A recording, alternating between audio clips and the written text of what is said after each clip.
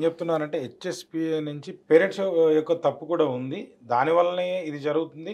మంచి స్కూల్‌లో బాగా చదివిద్దాం అని చెప్పి ఒత్తిడిలో వాడు అక్కడ కూడా చదువుకోలేకపోతున్నాడు అని See, అనుకుంటున్నాను. మీరు ఒకటి చెప్పినట్టు 100%. See, one thing what I would like to say is, అంటే పేరెంట్స్ ఏదైతే పేరెంట్స్ కూడా తప్పు. ఇప్పుడు ఒక I have seen auto driver.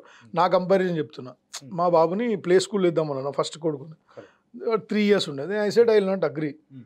అంటే మా ఇంట్లో ఏ డిస్కషన్ అంటే, మొన్న ఆటోలో వస్తుంటే ఆటోలో కొడుకు ఆటో అయినా 50,000 కట్టున్న సంవత్సరానికి నువ్వు కట్టలేవా? నేను డబ్బుల విషయం కాదు అక్కడ. బట్ 3 yearsకి మీరు వన్ ప్లే స్కూల్ వేస్తే మీరు ఇద్దరు ఏం చేస్తారు ఇంట్లో? నేనేం చేస్తా?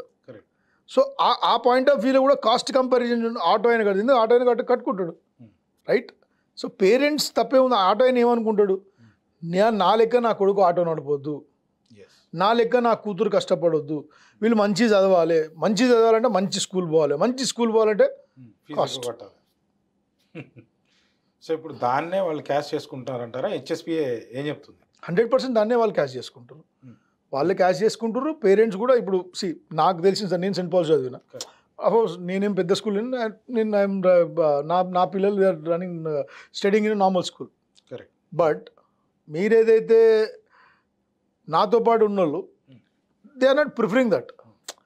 పెద్ద పెద్ద స్కూల్స్, మనం చదువుకొని వాల్యూస్ నేర్చుకున్న స్కూల్ ఇప్పుడు మనం గెట్ టుగెదర్ పోయినాము, 1 year అదే రీయూనియన్ పోయినామా, ఆ స్కూల్ గల్లెకి వెళ్ళిపోతే చూడడమే, కానీ మనం వాళ్ళు వేస్తలేం. సో ఒక్కొక్క స్టేజ్ పెరుగుతున్నా కొద్దీ మన వాంట్స్ పెరుగుతాయి. అందులో the most desired status symbol ఏంటంటే స్కూల్. రైట్, ఒక్కసారి బ్యాక్ వద్దాం సార్. అది మనం ఫీజు గురించి మాట్లాడుతున్నాం కాబట్టి, ఈ ఫీ రెగ్యులేషన్ కమిటీ అంటే ఉందా లేదా? మీరు తీసుకొచ్చినటువంటి జీవో 91 ఎందుకని పనిచేయట్లేదు, దానిపైన మీరు ఏం చేస్తారు? డిస్ట్రిక్ట్ ఫీ రెగ్యులేషన్ కమిటీ అనేది పెట్టాలని చెప్పేసి 2000 జీవోఎంఎస్ 91 2009లో వచ్చింది.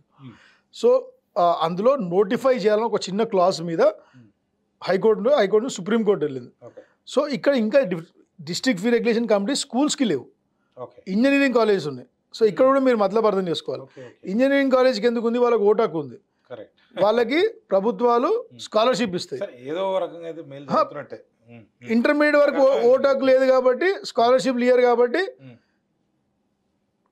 దేనికి అటెండ్ చేస్తారు? అంటే ఓటాకు లేదంటే తల్లిదండ్రులకు ఉంది కదా. తల్లిదండ్రులు ఇప్పుడు ఓటు ఎవడైతే కంటెస్ట్ చేస్తున్నా వాడు తండ్రే కదా, ఆ కంటెస్ట్ చేసేటోళ్ళు తల్లే కదా, వాళ్ళు ఫీజు కడుతురు కదా, ఆ నొప్పి ఏం తెలుస్తలే. ఇప్పుడు ప్రతి ఒక్కరి ఇంట్లో ఇప్పుడు ఫ్యూచర్ ఇప్పుడున్న మంత్రులు కావచ్చు, ముఖ్యమంత్రి కావచ్చు, వాళ్ళకు మా పిల్లలు ఉన్నారు, వాళ్ళు చదువుకొని వచ్చారు, వాళ్ళ పైసలు ఎక్కువ ఉన్నాయి. మనవరాలు వాళ్ళు చదువుకొని సార్ ఓపెన్ చెప్తున్నా. మరి అంతే. That's what we are saying. పాయింట్కి వచ్చారు మీరు. ఇంతకుముందు మన డిస్కషన్ నేను చెప్పినా కదా, ట్యాక్స్ చేయండి. Make education is taxable luxury. నువ్వు 1,00,000 ఫీజు కడితే 10% ట్యాక్స్, 10,000 కట్టు. నువ్వు 5 లక్షల ఫీజు కడితే 30% ట్యాక్స్ కట్టు. బరోబ్బర్ నీకు ఈ system, me government, Indian economy will run like a jet speed. Nirmala madam గారు ఇంకేం చేయాల్సిన అవసరం లేదు. షుగర్ మీద, పాప్కార్న్ మీద, క్యారమెల్ మీద ఏం చేయాల్సిన పని లేదు. ఈ ఫీజే కట్టలేకపోతున్నావు అంటే మళ్ళీ దానిపైన 30%. మరి ఏంటి, నేనేమో డబ్బులు ఎక్కడి నుంచి తెచ్చి కడతారు. ఇప్పుడు కడతారు. ఎడ్యుకేషన్, హెల్త్కి ఏమైనా కడతారు. డాక్టర్ ఎంత ఖర్చు అయినా పర్లేదని డాక్టర్ దగ్గర, ఎంత ఖర్చు అయినా పర్లేదు, నా కొడుకు సూట్ బుట్లా బయటికి రావాలనేది స్కూల్లో. మీరు చిరంజీవి సినిమా చూపిస్తున్నాడు. 100% ఇది ఫ్యాక్ట్. మీరు చూడరా, మీ రిలేషన్స్లో, మీ సర్కిల్స్లో మీరు చూస్తారు కదా, మీ ఆఫీస్లో, మీ వాట్ ఈజ్ స్కూల్? ఒకప్పుడు స్కూల్ విద్యాలయం అంటే విద్యా ఆలయం. ఒక పిల్లగాడి సమూల సమకాలిక మార్పుకి, సమాజం మీద అవగాహనకి, సమాజం పట్ల పెరిగే ఏదైనా ఫ్యూచర్ గురించో, ఫ్యూచర్ తర్వాత, బట్ ఒక కంప్లీట్ ఎదుగుదల, మానసిక ఎదుగుదల అనేది విద్యాలయం నుంచి వచ్చేది. బట్ ఈరోజు అది ఉందా? Education has become status symbol. ఏ స్కూల్ చదువుతున్నంటే ఫీజు ఎంత? 2 లక్షలు. మామూలు 3 లక్షలు. 2 లక్షలు చెప్తారా? ఇది డిస్కషన్. పేరెంట్స్, ఇద్దరు తండ్రులు, ఫ్రెండ్స్, కొలీగ్స్, స్కూల్ బాగాలేంట కదా, ఫీజు తక్కువ అంట కదా. నేను I think I shared with you long back, హబ్సిగూడలో ఒక స్కూల్లో కోవిడ్ టైంలో వేస్తే 100 people క్వశ్చన్ మీ, ఆ స్కూల్లో ఫీజే తక్కువ కదా, 10,000కి ఏం చదువు చెప్తారు? 800 something per month, 800 rupees. So it was like CCMB పక్కన జహీర్ మెమోరియల్ హై స్కూల్ అని ఉంది, 800 rupees fee. My wife is not convinced. అసలు 800 ఏం చెప్తాడు? ఫీజు తక్కువ ఉండడం కారణం అంటారా, లేకపోతే దాంట్లో ఎడ్యుకేషన్ సరిగా లేదు? ఎడ్యుకేషన్ బాగుంది, బట్ మన మైండ్లో ఒక రోత ఉంది. గవర్నమెంట్ స్కూల్ పోతే ఏంది, గవర్నమెంట్ స్కూల్లో qualified teachers, they know the child psychology. But ఈరోజు ఆ వ్యవస్థను వాళ్ళు సగం నాశనం చేసిరా. టీచర్స్ ఎవరైతే అంటే ఇప్పుడు కొంచెం వాళ్ళకి 2017-18లో సుప్రీంకోర్టు చెప్పింది no teacher will work as other than teaching, వేరే చేయడం లేదని చెప్పేసి అందరూ అప్పుడు పిఏలు అందరూ వెనక్కి వచ్చారు. బట్ ఎడ్యుకేషన్ కోర్గా ఇంప్రూవ్ చేయాలంటే బాధ్యత ఎవరిది? వాళ్ళదేగా. They are far more. ఇప్పుడున్న మనం పంపించే స్కూల్స్లో లీస్ట్ క్వాలిఫైడ్ అది రాస్తారు వాళ్ళు.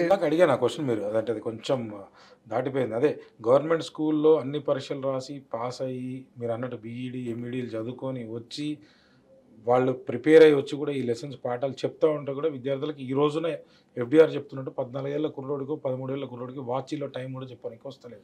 అందుకని చెప్పి గవర్నమెంట్ స్కూల్ ఇంత అధ్వానంగా ఉందని చెప్పి అందరూ అంటున్నారు. ప్రైవేట్ స్కూల్లో కూడా అట్లే ఉందండి. మీరు ఈరోజు ఎనీ ప్రైవేట్ స్కూల్కి వెళ్ళి గణతంత్ర దినోత్సవం ఏంది, స్వతంత్ర దినోత్సవం ఏందని అడిగితే 100 మందిలో 5 మంది 10 మంది చెప్తే ప్రైవేట్ స్కూల్ ఎఫ్డిఆర్ చేసింది గవర్నమెంట్. మీరు ప్రైవేట్ స్కూల్లో చేయండి, మీకు రీల్స్ వస్తూ ఉంటాయి కదా. అదేలేండి 26 జనవరికి 15కి తేడా అయింది చెప్పమంటే చెప్పరు. They don't know. దేశభక్తి అంటే క్రికెట్, దేశభక్తి అంటే క్రికెట్. వాడు 10th వస్తే దేశభక్తి అంటే వాట్సాప్లో పాకిస్తాన్ మీద యుద్ధం. ఇదే రెండే. Nobody is qualified enough. But again మీరు ఏదైతే చెప్పారో they are highly qualified, but facilities లేవు.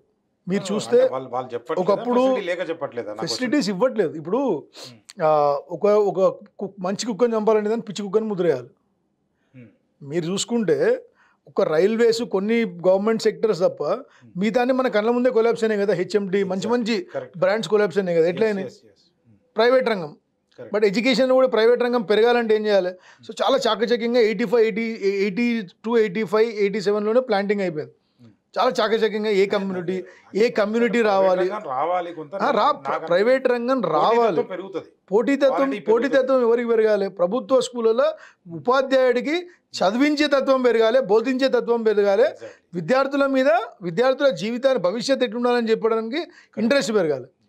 పోటీతత్వం ఎడ్యుకేషన్లో ఏముంది? మీరు ఇందాక మళ్ళీ చెప్పలేదు, అది వాళ్ళు చెప్పట్లేదు అంటారా? అంటే మీ రీసెర్చ్లో ఏం తెలియదు. గవర్నమెంట్ స్కూల్ తీసుకోండి, హైదరాబాద్ చివరిలో స్కూల్ ఉంది అనుకోండి, కూకట్పల్లిలో.